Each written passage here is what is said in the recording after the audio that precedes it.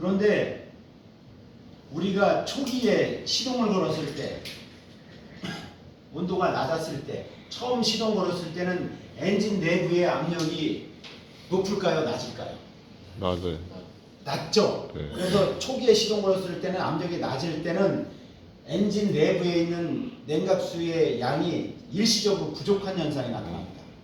그래서 이때 부족한 현상이 나타났을 때는 이 보조 탱크에 있는 여러분들 차에도 이 리저브 탱크라는 보조 탱크가 다 있습니다. 냉각수를 보충해주는 탱크. 이 탱크에 있는 냉각수가 빨려 들어갑니다. 이렇게 일시적으로 약간 보충해주는 거죠.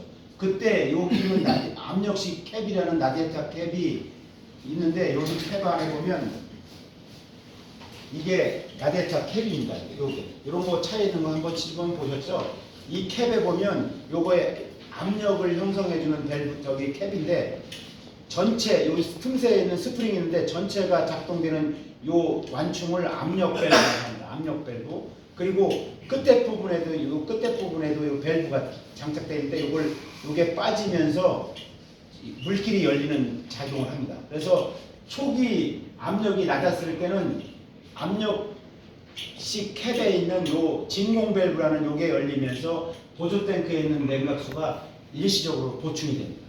보충이 됐다가 압력이 높아지면 다시 냉각수가 남잖아요. 남는 냉각수를 다시 보조 탱크로다가 환원해 주는데 이때는 압력 밸브가 전체적으로 열립니다. 전체적으로. 그러면서 냉각수를 일시적으로 보충했다가 다시 원위치 해주고 이런 역할을 해주는 게 바로 이 압력식 캡입니다. 그리고 보조 탱크에 있는 냉각수가 그런 역할을 한다 이거죠. 그래서 여러분들이 처음에 냉각수가 있는지 없는지를 확인하려면 이 캡을 열고 바로 보기보다는 옆에 있는 보조 탱크의 양이 적정하게 있는가를 먼저 확인하잖아요. 그래서 여기에 냉각수 양이 부족하면 문제가 있는 거죠.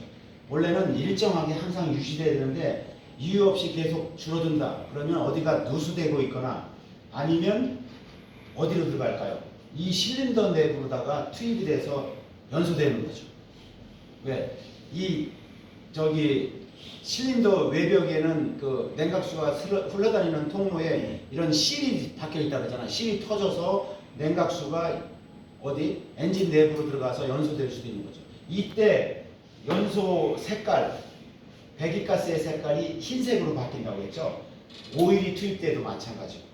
그런 때 이제 그걸 파악할 수가 있는 경우가 있는 거죠.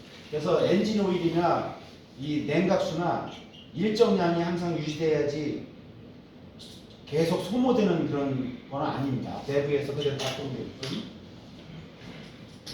자, 그러면 한번 살펴볼까요? 압력이 초기에 낮았을 때 이렇게 요 밑에 있는 진공 밸브가 열리면서 보조 탱크에 있던 냉각수가 일시적으로 보충이 됩니다. 보충이 됐다가 압력값이 높아지면 다시 압력 밸브가 열리면서 보조 탱크로 환원이 되면서 항상 보조 탱크에 있는 냉각수는 일정량을 항상 유지하게끔 되어 있는 거죠. 무슨 말 이해가시죠?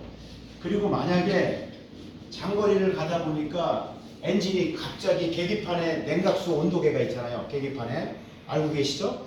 자, 계기판에는 반드시 있어야 될 게 유량계와 냉각수 온도계가 꼭 있게 되어 있습니다.